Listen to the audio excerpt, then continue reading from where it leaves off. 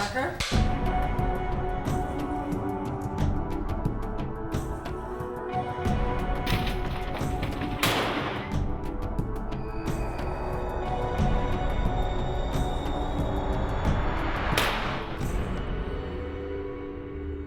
The first time I read the script, I got through 10 pages and I was by myself in my apartment and I put it down because I was too scared to keep reading. I read it like Alice in Wonderland meets Dante's Inferno. I read it, I think, a week later in the afternoon in the sun, and that's how I got through it. But that's what attracted me to the piece as well, because it was definitely a page turner and it was something that freaked me out. When I first read the script, I was riveted. It's a spectacular piece. There's so much to it, so many levels, so many complexities, and so many wonderful themes that are permeating throughout. She's a child! She's just a child!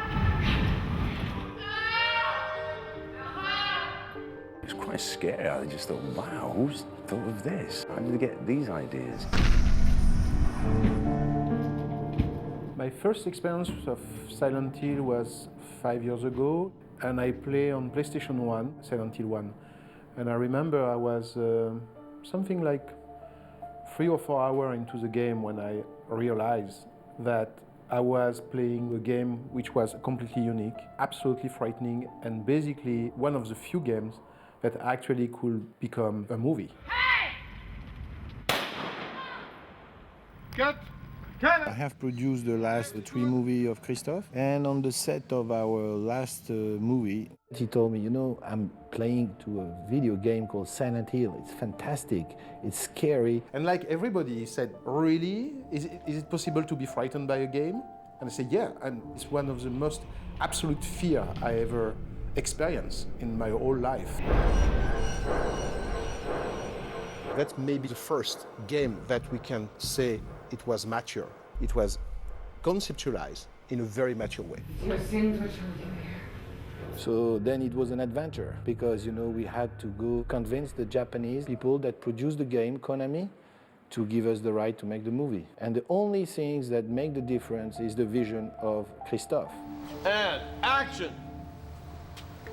They were anxious about the level of faith that a director will bring to an eventual adaptation, because that game has such a cult following. The fan base for Silent Hill is very, very protective of the game.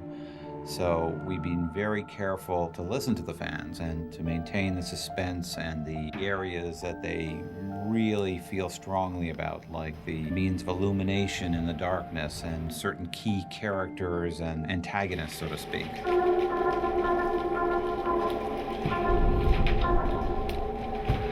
He has a very surrealist sort of vision of the game, and the game itself sort of explores the boundaries of reality, and that's what the film does.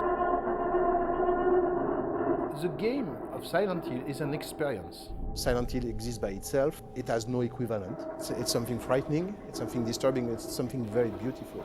It's not only about fear, it's about emotion. There is not so many games that make you cry. Stop this! She's just a little girl! Weep not for the demon! I never adapted a game before, and I realized when I was doing that it was completely different. When you're adapting a game, you're adapting something that actually you have lived for real. You have the feeling to have been there and bring back some truth about what was the experience to face that adventure. And the story is basically a background. And what was important in the idea to do a movie is bring back in the foreground that background story. So that was the most important challenge. Rose!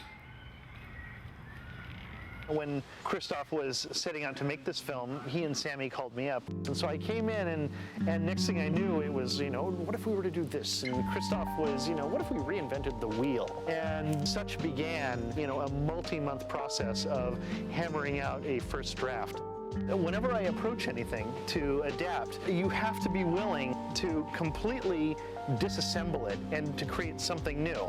The one element that you must remain true to is the spirit of the material. If you're not true to the spirit of the material, then you've completely lost. Okay! Help me! Every gamer that plays this video game at home in the dark, I think will enjoy being in this theater in the dark again, having the same feeling and the same approach. The other thing we strive to do is to make it logical on a level that those who have no idea what the game is about will understand and appreciate the suspense, horrific moments, and the plotline. Shan! I see her! She's there! Shan!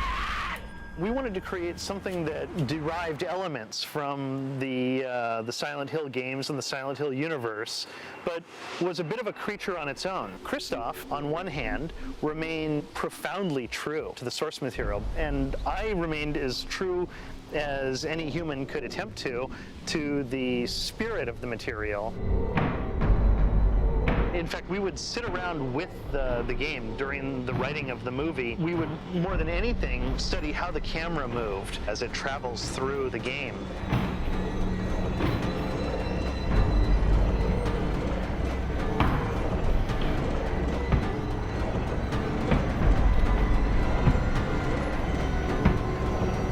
We kept a number of elements from the game and created sort of a composite. These games are very frightening because the characters are very emotional, and basically they are very vulnerable.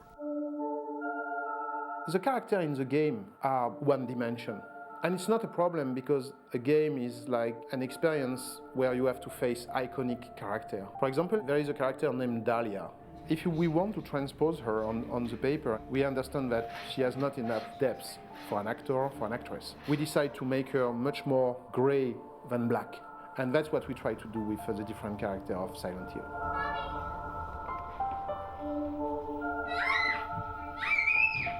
When you have to invite the audience to follow you into a crazy, crazy, crazy world, it's good that you make it through a very simple motive, like the love of a woman for a kid.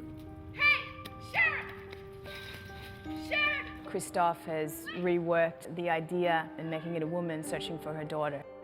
The main theme of the film is motherhood. Who's a good mother? Who's a bad mother? It's okay, baby. Everything's gonna be okay. The lead character of Silent Hill 1 is a man named Harry Mason. And he worked very well in the game, but when we start to write him, respecting his personality, we found that it's a woman.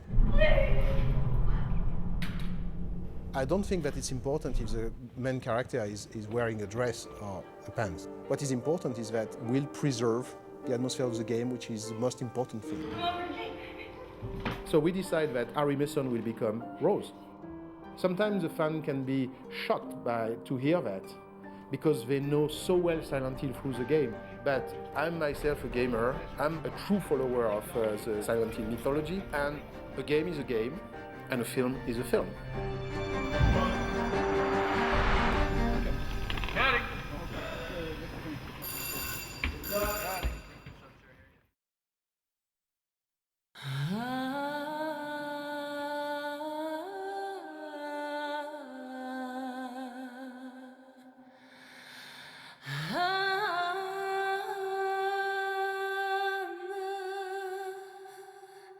I think what's really exciting about this movie is the cast. There's a series of fresh faces, actors that you may be familiar with, but you haven't seen them 1,000 times before. They're going to bring life to the characters. Go! Go, go, go! When I did the casting, I very deliberately went toward actors from independent film, because they bring with them something different, a different quality. Actresses like Radha Mitchell, Deborah Kara Unger, Alice Krige, of course Laurie Holden. You know, it's much more exciting to see somebody who doesn't used to do this kind of film. The audience of this type of movie love that. For the role of Rose, we needed somebody with that blend of vulnerability, but strength and determination as well. You have to feel her fear, but also appreciate when she stands up to all these terrifying moments. We spent lots of time finding the perfect Rose in terms of the sensibility that Christophe was having on this character. I was looking for somebody who, for me, was sophisticated and somebody very vulnerable. And I think that Radha Mitchell has both quality. We have to leave. Do you understand? The darkness is coming. It's very easy to fall in love with Radha Mitchell. There's a freshness and energy and excitement at life. There's this original look to her, all of which are precisely what we needed for the central character to lead us through this horrific environment. For the first couple of days on set, I just ran and ran and ran. It was like run, Radha, run. As the story goes on, the character gets tougher and stronger, and so hopefully you'll see that in the performance. We've also been playing the game, and that has a definite effect on your performance as well. That's the sort of preparation. It's kind of primal training. Christophe is focused on female characters. There's something unique about seeing sci-fi or this sci-fi genre with just females leading the story in a way. And he's almost kind of exoticized the idea of femininity by polarizing it with the male characters who are sort of grounded in reality, and all the women are in this kind of fantasy nightmare. Rose! Sharon! It's a wonderful thing to work with Sean Bean. The man is so polished and professional in his work. Once he and Christophe had established who this character Christopher is, Sean Bean is that character. I'm in the real world, as it were, and I'm looking for my wife, my daughter, who are in another dimension of time. My wife. She keeps me listening. We cast the part of Christopher, and it was the last one that we cast. And Sean Bean was a dream for us. He has a warmth of personality that's always there, no matter what role he plays. He has this ambiguous quality. And it was interesting to invite this ambiguity into a very positive character. The character of the husband looking for his wife. I think Christopher goes through quite a lot of heartbreak whilst trying to find his wife and daughter. He's in quite a desperate state throughout the film. Put both hands on the wheel. We needed to have a Sybil who was strong, authoritative, but empathetic and could make all of us care when she eventually will sacrifice herself. Laurie Holden's perfect for all that. She has all of those qualities. This is by far my coolest action role. She's an action gal, but she's got a heart. You know, she's a real person. What I like about Sybil is that there is a duality. She is very strong, but is very misunderstood.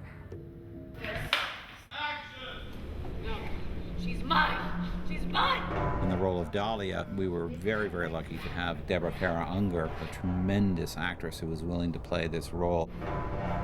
We always want to work with her. When Christophe wrote this part of Dahlia, it was already somewhere in the mind that Deborah Unger will play the part. When Christophe proposed to me the idea of being able to work together, I said yes immediately, and then I read the script.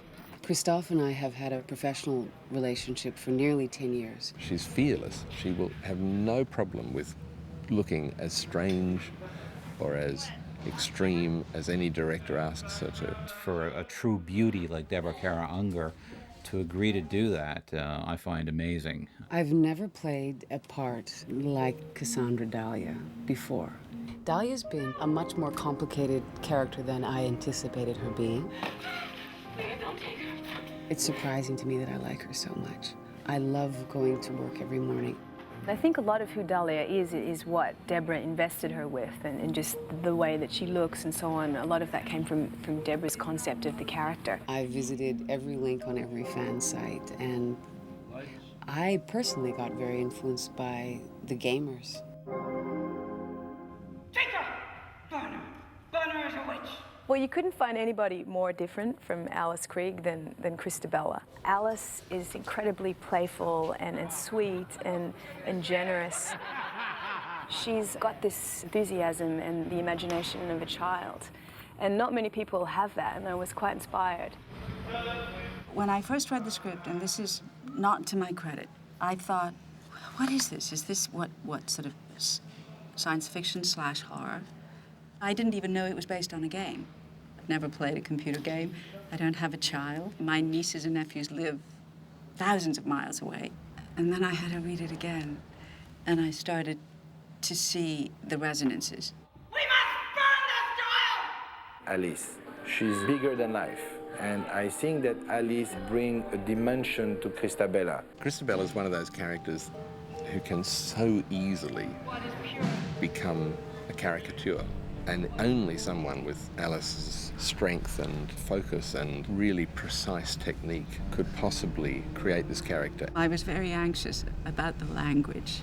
Once again, we're locked in mortal battle. Christabella's speech is difficult to get right.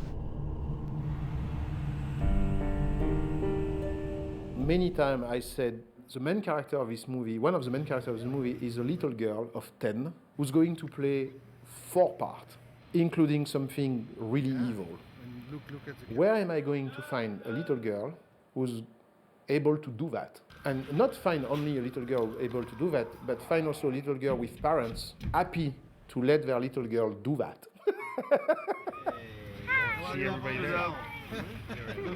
When I first met Christophe, we were in the production office, and he said that at first he was worried that he wouldn't be able to find someone to play all 3 characters that were so strange.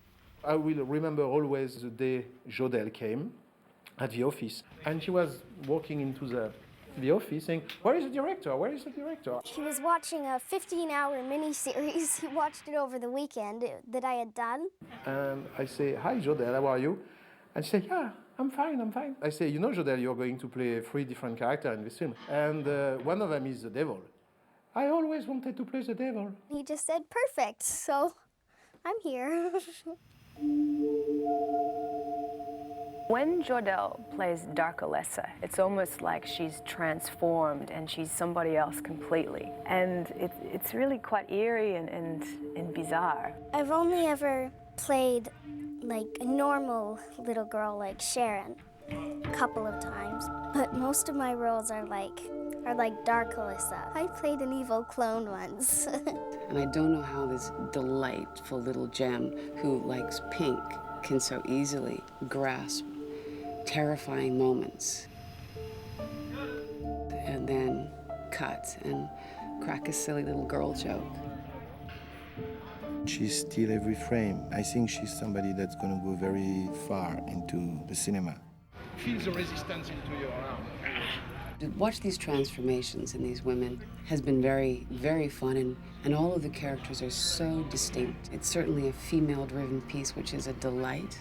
It creates a very playful environment where we all have clearly different things to offer each other as characters and, of course, as individuals. Every day, everybody's been challenged and everybody's been really pushing their limits and doing the best work that they can and taking everything very seriously and really putting their heart into it. Really, there's a lot of love in it, and as much as it's a kind of dark, dark story, there's a lot of love behind the making of this story.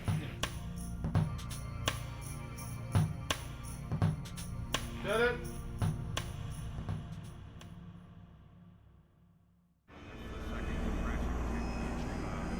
What Christophe uses in the rendition of horror films is the emotion of disgust. And he constantly disgusts us with his different, visions and insinuations.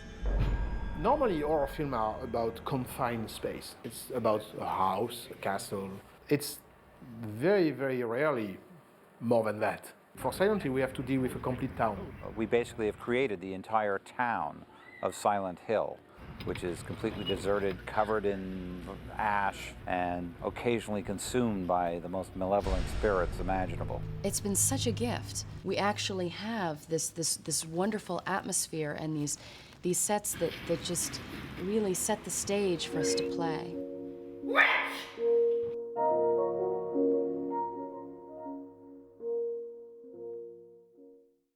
But I think it's great that it's slightly like that. Since a long time, I wanted to work with Carol Spear, who's a very important production designer. She's facing it and they just bend slightly. Silent Hill is a town that has been abandoned for 30 years. The paint is peeling, the walls are crumbling. We had to show things in like 3 or even 4 variations. I mean, we had a set sometimes, other than having one look, had 3 or 4 looks. We have 4 different Silent Hill. So we have a Silent Hill as it exists now today. We have Silent Hill like it was 30 years ago. We have Silent Hill in the fog, and we have a Silent Hill when the darkness arrives and when all the nightmares and the creatures appear. Basically, there's a new set every 60 seconds. So it's a visual feast. There's constantly something new to look at. We were dealing with 106 different sets and locations in the film. It's huge. I mean, for a horror film, I think it's maybe the first time it happened. It was a real challenge to try and put all the sets together and just to create the texture. I have a passion for movies with texture, and texture just, comes with the aging of sets. So I like sets that can have some age and also some history to them. Quiet, action. We found Silent Hill in Brantford. It was probably one of the best finds that we had found in terms of finding a location. She told us, I know a town not far away from Toronto. You will have the type of industrial look that you were looking for to build around that the universe of Silent Hill. Some of the businesses had closed out. They were going through some renovations, so a lot of sections of the whole street had closed down because they were going to renovate it. We were able to go in and redress, and basically to make it look like the town had been abandoned for 30 years. Then you have the sets in the foggy world where there's a certain benign malevolence to them. Everything's gray, there's not much color. The color is more desaturated. Everything is falling apart and dilapidated. The mountain was just the bane of my existence. It was, it looked like a road, a mountain road. We built it so we wouldn't have to do all those CGI shots putting in fog, and the only way to guarantee that we could control the fog was to build it indoors. So we spent 8 weeks building the side of the mountain and then putting a road in and asphalting it. Then the darkness, everything is rusted, everything's decaying even further. It's just a world of rust and blood. And as we get further and further into the story, it goes from a very slight bit of rusting as she goes into the first set of darkness up to the hospital at the end where the walls are almost covered in blood. It's quite horrific, it's almost like a mental hospital that's covered in blood and gore. And it's just very spooky and very disturbing. Maybe get some of those fake blood. I like very much the set where we have the darknesses playing around because it's a hospital, but everything is decay. Everything doesn't exist except in most of your nightmare vision. The hospital was 2 sections. We had a location that we used for the upper floors of the hospital. It was actually a school that we changed into a hospital. That was all aged and made to look like it had been abandoned for 30 years. And then the elevator section was built separately and shot separately. And then this section was the basement. This is the main corridor of the hospital set in the basement. It was revamped and used to make up several different corridors within the space. They give us back our purity. Purity! The sets that I've worked on are remarkably beautiful in the sense that they really serve the universe of the film. We looked for an old factory that was a big, large space with a lot of texture that we could put this meeting hall in the middle, that they had this sort of secret meeting place. The design of the factory is based on looking at a lot of photographs of old Amish meeting halls, and they're very simple designs and very, very straightforward, and I was trying to keep the lines very straight. After they finished shooting the meeting hall scenes, we came back in, ripped it apart, tore the hole through the floor, and spent a long time burning wood out in the back of the studio and brought it in and basically created an aftermath of the fire. It was one of the dirtiest sets we worked on. People would come out of there at the end of the day in their white coveralls, totally black. My favorite set is the old school that we worked at. And it used to be a girls' school, a real girls' school, which is good because that's what it was supposed to be. The school was interesting. It was fun to do because we cheated so much. We actually had a school location, but the actual layout of this real school and the layout of the school that we shot were 2 different things. And we were cheating rooms that were corridors and rooms that were supposedly off of one another. Some parts of the school were in other buildings. It was a bit of a puzzle putting it all together while we were shooting. In the classroom, we had to deal with 3 stages. We tried to prep it as much as possible at the beginning, and we tried to shoot it in order. We shot it with the past first, but they prepared a lot of the walls first. They used the release agent, which was just a simple lard underneath all of the paint, so that we had a nice clean paint job for the past, and then for the foggy world we could release a lot of that paint and have a lot of peeling paint. We had a lot of areas prepared behind the walls that we could take tiles away and exposed bricks and studs. It's hard to say what my favorite set was. I mean, I enjoyed working on the church because it's just the scale of it. I walked into it and I had a visceral response to the space. The degree of detail and specificity evoke an emotion in you, being in them as an actor. Basically, we are looking inside the church. The church was one of the first things that we started to draw up because we had an idea at the beginning. We did a lot of reference looking at different churches that were in the Toronto area and outside of Toronto. We wanted it to be dark. We kept it fairly dark, lots of wood. It's sort of a real church in the typical traditional layout of a church, but it doesn't have the altar area. Instead it has the painting of the burning witch, not normal for a typical church. And then it has the sunken pit for the meeting areas. We spent about 8 weeks building the church. The painting was done by a scenic artist here in Toronto. His name is John Fraser. And he probably spent 3 weeks working on the painting at night while we were building the set around him. He'd come in after, as we went home, and he'd put the lights on and paint away. We'd come in the morning and there'd be a little more built. We actually took pictures of some of the art department people in some of the costumes of the and painted them into the painting. You probably wouldn't be able to pick them out, but there are a few art department people in there. We used Deborah as the guide for the painting. We didn't want it to be Dahlia, but we wanted it to look like it could have been an ancestor of Dahlia's or Christabella's. The ladders were based on a design that we found. It was an old German etching of a witch burning. We decided to hang the miners from the ceiling in the church after seeing photographs of how miners in actual coal mines would store their gear on pulley systems as they came up out of the mines. They would have baskets with their masks and their work clothes in it. So we thought it was an interesting idea and decided to store all of our miners' costumes in the church this way. Action! Then we tried to find the exterior of the church, and we looked at a lot of different churches just for our look of the church, because we didn't really want it to look too Christian. We wanted it to have a very distinctive look. Consequently, we ended up settling on not a real church, but the actual facade of a Masonic temple.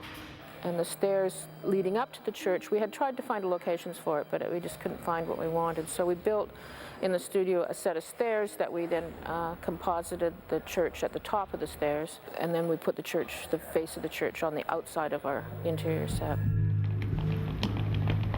I think people are going to be surprised. People are going to be surprised by the scale of the film. And I hope that it will help to redefine a new kind of horror film.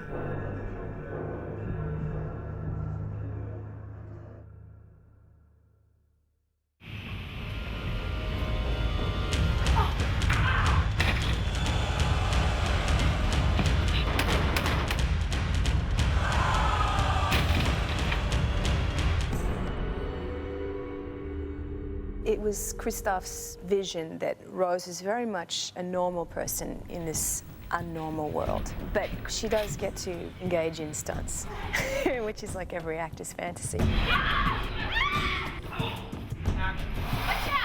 Steve Leseska was the stunt coordinator on Silent Hill. I always want Steve on any size picture, big or small. He can make things happen safely and quickly and magically so that people can be transformed. For a movie that is basically set out on the surface to be non-action, there are a lot of action elements incorporated throughout the entire filming of the project. Radha Mitchell and Laurie Holden both have an extreme level of attention to detail for every single action and reaction that they do. I think that he made a great job training the actor how to move, how to shoot, how to jump, and be credible. Can you do that with a skirt? They want every bit of their performance to be as realistic as possible. It's an extreme amount of work for both of them, and the physical labor that goes into, as well as the acting that they have to do at the same time, has just gotten phenomenal as the days have gone on. I've gotten together with him, and he's really helped choreograph these fight sequences. I go through the whole sequence. He watches where my feet are, what foot I pivot on, where my weight transfer goes, when the ass baton gets snapped open, and what its arc is to make it look good for the camera. They ask these questions for every single action element that they do. Yeah, so that's good. Hands look, cut. Sybil just kind of takes me over sometimes. You know, I just get caught up in the physicality of it all.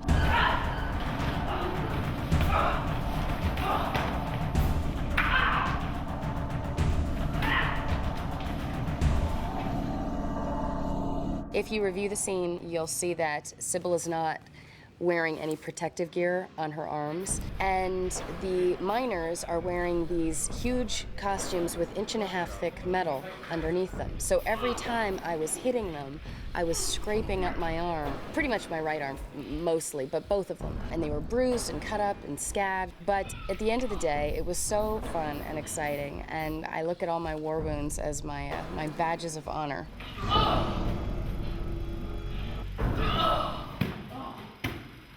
A typical shot on a lot of movies are done with stunt doubles. We shoot the actors' dialogue, then we cut to an over-the-shoulder shot where all we see is the back of their head, and we never actually see their face.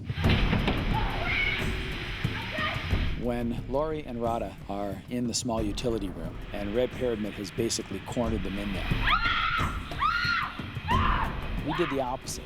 We actually shot from the front face on, so we could see both Laurie and Radha's faces throughout the entire sequence. I thought that I would just be primarily using my imagination. I never anticipated that there would be this huge blade that really was up against my neck. Steve Luchescu, I mean, really choreographed me going up against the wall, and I was that far away from the blade. 2, 3. I needed to get my head out of the way at the precise moment, or there could have been a problem. For me, the scene in the boiler room was very much about playing limbo, because this big sword would come in and over the top of us, and I'd have to like bend back, try not to get my head cut off. So we rehearsed it and rehearsed it and rehearsed it. The blade was coming in at a very slow speed at first, and then we doubled the speed and doubled it again and doubled it again until we got to the final speed that we operated it at. That sort of athletic element of the film was fun, and I think it was something that both me and Laurie really enjoyed doing. There's different elements that we use throughout the whole movie with Radha. She's got a wardrobe that isn't very forgiving as far as the ability to put pads on her. So we have to put her in a special skid plate that we can drag along the floor that's molded to her body. Because if we were to drag her across the rough surface of the floor, it'd just shred the wardrobe, and every take would mean a wardrobe change and on and on and on throughout the day. But by putting the safety elements into that, Laurie can basically just grab her, drag her across a floor and through a doorway.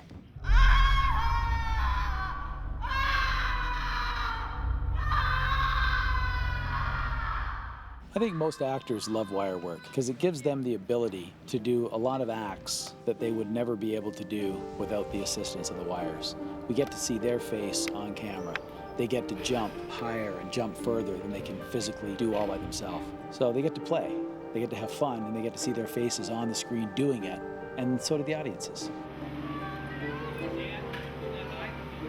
There is one scene, and I think it was one of my favorite days, where I come across a pit and I see Dark Alessa for the first time. And in order to get to her, I have to jump over all these metal beams. Radha's background didn't encompass any kind of wire work.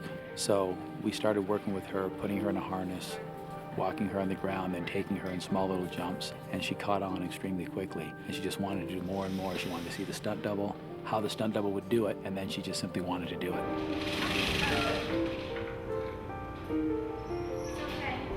We shot almost all the footage of her going across the beams, with it really being Radha Mitchell doing the jumps from beam to beam to beam all the way across. It's okay. I'm coming. I'm coming over. I actually did have to jump and sort of keep my balance. So there's a certain amount of terror on my face you'll see in those scenes, and a lot of that was real. And of course, if I was going to fall, I'd be caught on the cable. But for me, it was quite exciting because I'd never done it before.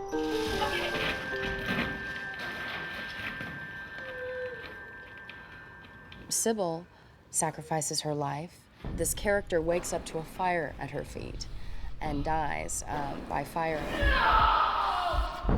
How do you prepare for a scene like that? It was absolutely terrifying. It was boiling hot. I was on a 35-foot ladder with a metal harness that was digging into my skin, and they lowered me over a fire. There were real spikes coming out of the ground, metal and wood, with the fire, and all I thought was, as I was being lowered, one slip up and I'm impaled. So the terror and the fear and the heat was all very real. They try always to find a place for the real actor to do their part in order to be as close to reality. So if we can make each one of the shots incorporating the actors' faces, it makes it a great shot. They love it.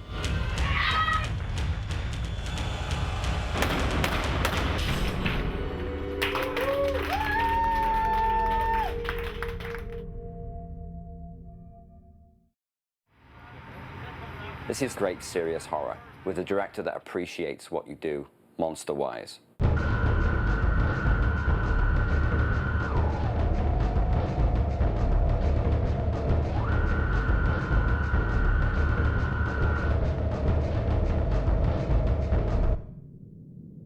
I think a lot of horror movies work on the idea that less is more.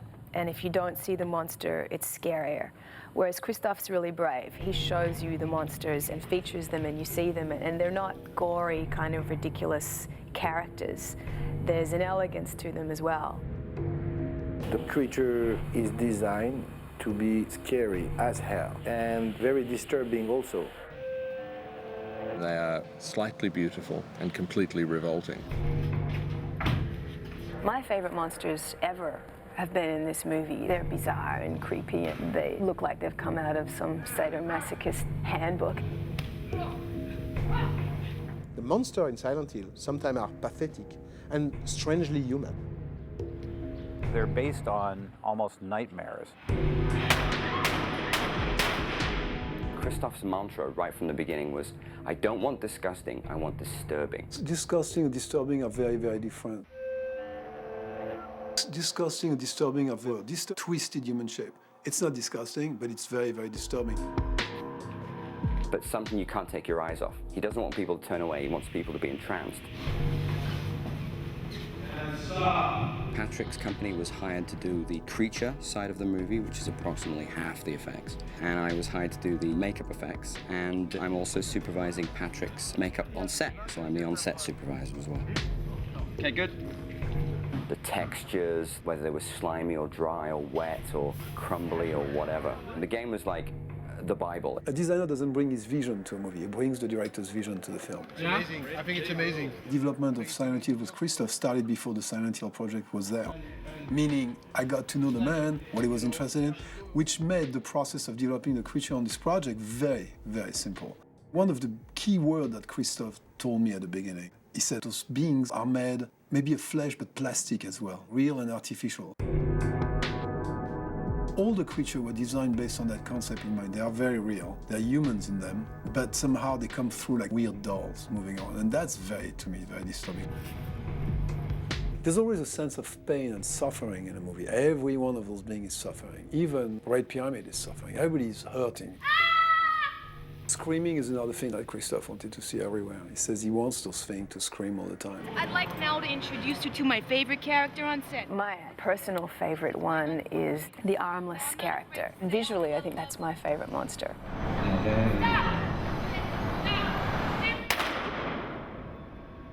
Well, armless is a suit that covers the guy completely, but it's also a very light suit. Getting into the costume, it's not a long process. The armless character was just a two-piece costume that Patrick had designed. It was a pair of skin-tight silicone legs that were airbrushed in mottled skin tones and like a plastic foam rib cage.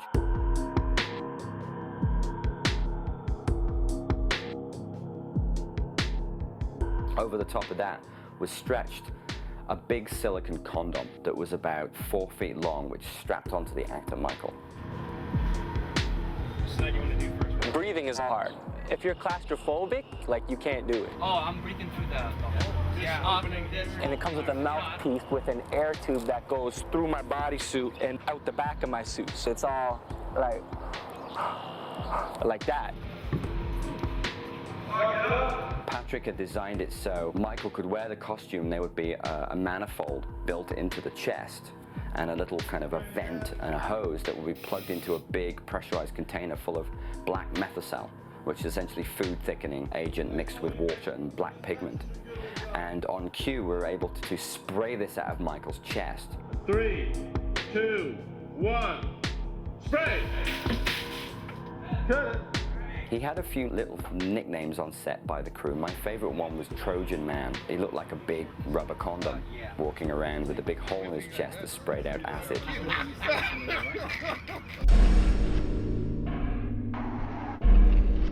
The Great Child, that was something totally created from scratch. The idea was having your skin sliding backward. I don't want the whole skull and jaws to be deformed. If this happens, you retain a face, a skeleton face here, just the skin is being pulled away, which is exactly the effect that Christophe wanted. Great Child was essentially a foam latex and silicone bodysuit, which Patrick had created, which completely covered Yvonne's body. Little feet appliances, which blended the suit down into her ankles, and hands and a head, which would be glued down over her body every day. That process, about 2.5 hours. You need to speak really loud. Really? Yes. Like this? Yes. Once they dress me, it has to get sealed, it has to get painted, there's all the different parts that have to get put on, and when I watch the guys paint my feet, it's incredible. It's like getting body art. They painstakingly paint all this work, and it's so beautiful. The commitment to staying in that character was really impressive. Quite honestly, I didn't think I was going to survive. Stand you up. Patrick's team knew that I had this constant urgency to go to the bathroom. They specifically created a flap, so I have easy access to the bathroom all the time. Excuse me, The bathroom? I have to go to the ladies' room. All right.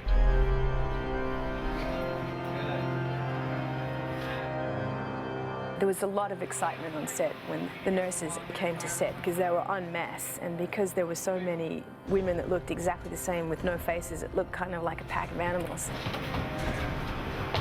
Those designs came from the game, and this idea of like having no face and just a scream. We decided to just build a couple of generic masks which had the mouth open, which later will be tweaked with CGI for expression and things like that.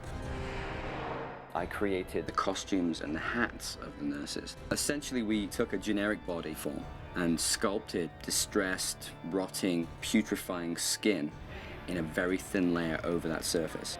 We brought in 20 girls, so I created 20 latex nurse costumes, which did up with zip ties and Velcro, because they had to be extremely tight on the girls' bodies.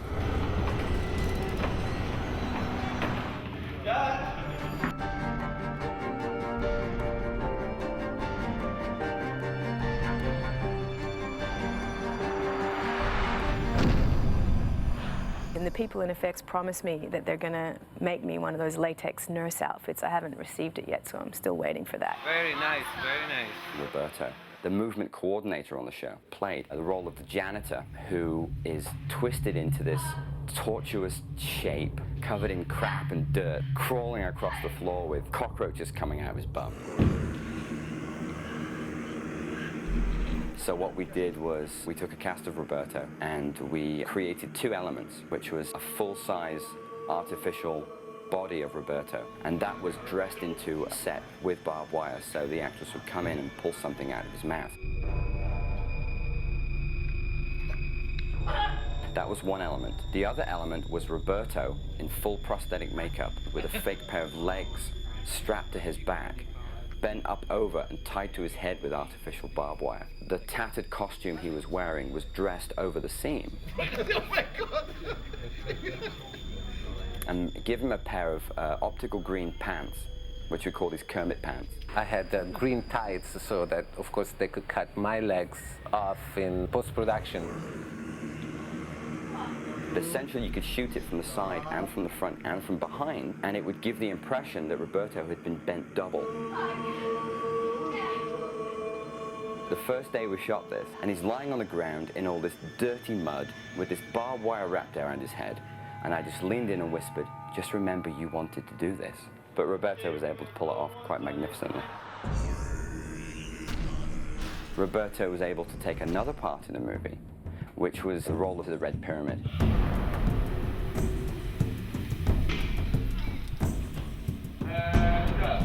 The fact that he was a character that appeared in the game pretty clearly, and on top of that, it's a fantastic looking character. There was not much need to try to do something different.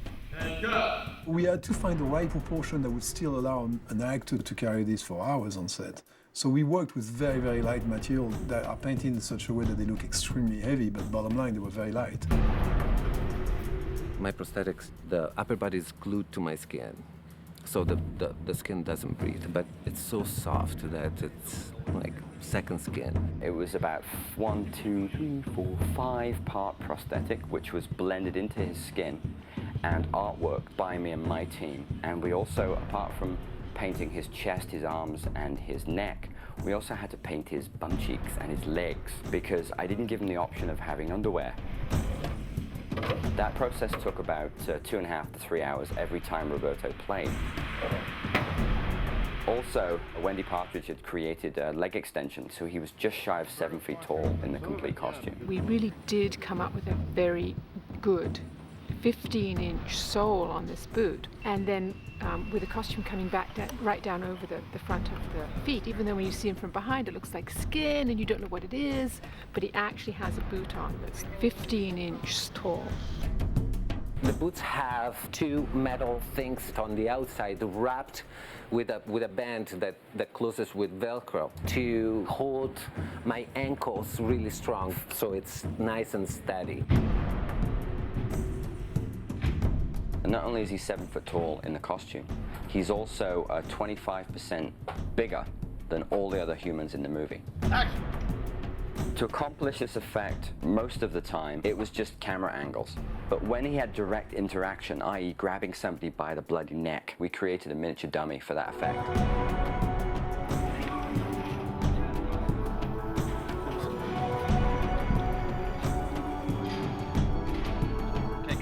I don't think I've had a good day at work unless I have to take an hour to wash my hands.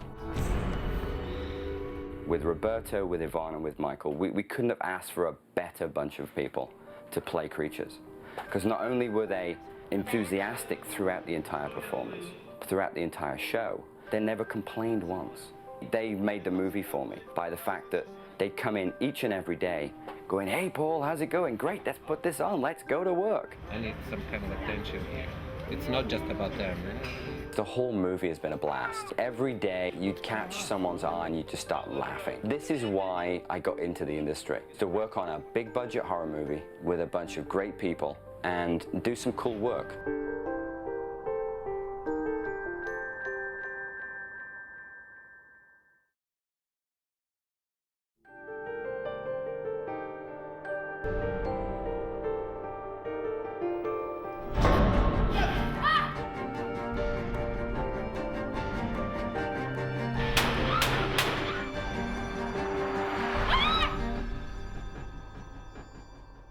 Christophe was absolutely dedicated from the beginning to have these creatures being choreographed.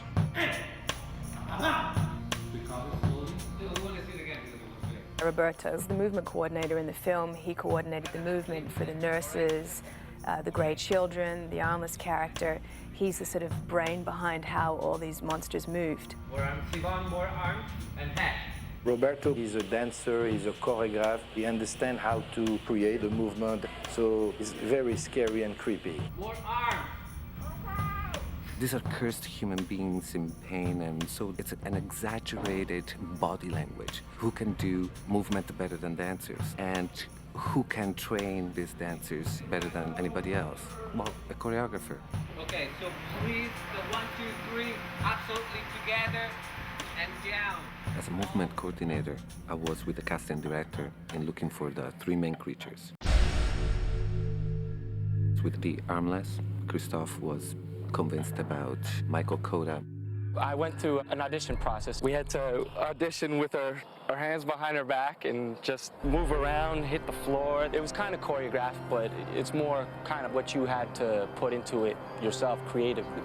By moving with his arms back, you could see that he really had no arms. And the way he was already walking and putting the knees towards each other, and Christophe decided to go for Mike because it was angular, yet at the same time smooth. It was already freaky looking, without the costume on, without the prosthetics on. Like you go all the way. Wow. Wow. As if you were, yeah. We just tried a lot of different things, you know what I mean? We had to try the moves jumping, we tried it twisting, we tried it on the floor slithering, we tried it running, we tried it falling. If I'm being shot, how am I gonna do that?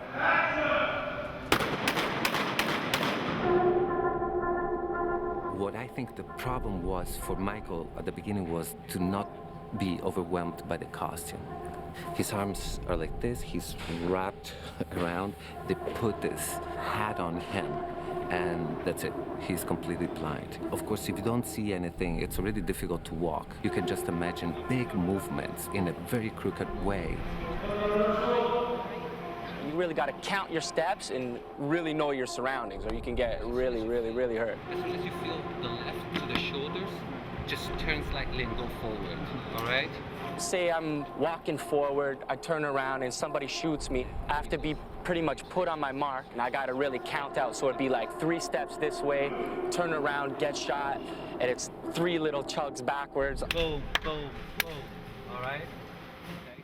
Roberto tells me what to do, how low to go, and just puts pictures in my head that really help me get the acting across. Parker! Action! Stay on the left, stay on the left. Left, left, left, left. Now turn to the right. Straight ahead as you want. Straight ahead like this. Straight ahead. Michael, stop. Ready and break.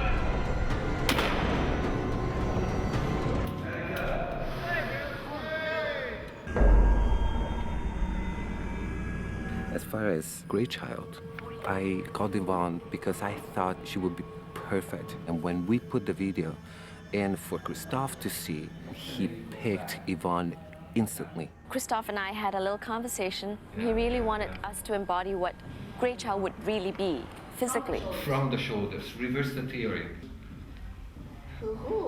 In the rehearsals, which really was the creative process, we played around with the idea of what a strange-looking creature child would be like, going on the basis of a kid. Oh, like a 2-year-old who can't balance. Yeah. And distorted it a little bit more. Found much more bizarre ways of how this creature would carry its arms, its head, how their feet might be. It's like a tightrope walker. Tightrope walkers, you know, they use their hands to balance. She could see a little bit from the ear. There was the little hole that she could see. But it's not always in line with my hole because the head shifts. Once in a while, I'll get a glimpse of the outside world, and so through that, I can make certain visual marks through that. Sort of helps a little bit, but a lot of it's through feeling and through Roberto yelling at me because I can't hear in that mass. Neither can they hear me. So it is a different world. So try not to do a big, big circle. Action!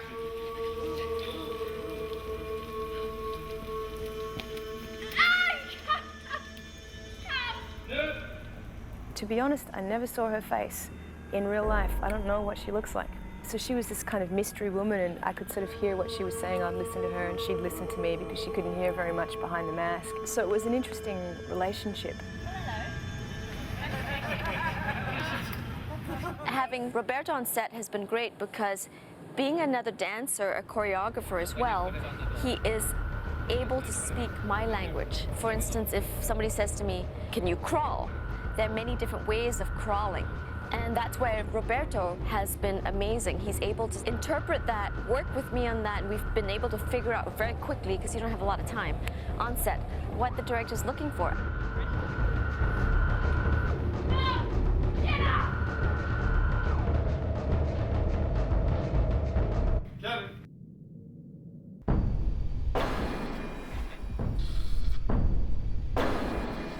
What I tried to do with the nurses was to be as close as I could be with the movement in the video game. I got into the studio, I knew exactly what I wanted, and Christophe was in the studio as well, and he knew exactly what he wanted to see.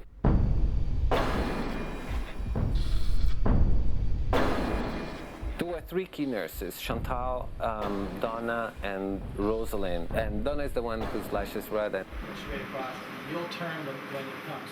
Donna already in rehearsals came out with this really kind of aggressive movement that Christophe really liked, and he decided that Donna was going to be the one who was going to slash. We're shooting really, really fast, so some of the stuff we didn't get to rehearse. And on this particular day, I had a fight scene with a nurse who had no face, so she couldn't see very well. And she ended up punching me in the jaw. Slow. Very slow. They were my favorite ones, just because it was such a strong and bizarre, crazy image.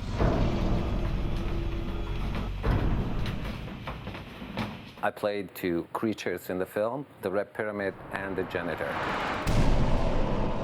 Christophe meant for the Janitor was to be obscene, and my head is tilted back, so I can't even really move my head that much. The only thing that I could really use to make it obscene was my tongue. Okay. But not that. Oh, yeah. Yeah? Really? Yeah, it's amazing. I think. My next favorite monster is Red Pyramid. He was actually a really kind of intimidating image, and the way that he moved was really very simple but very balletic.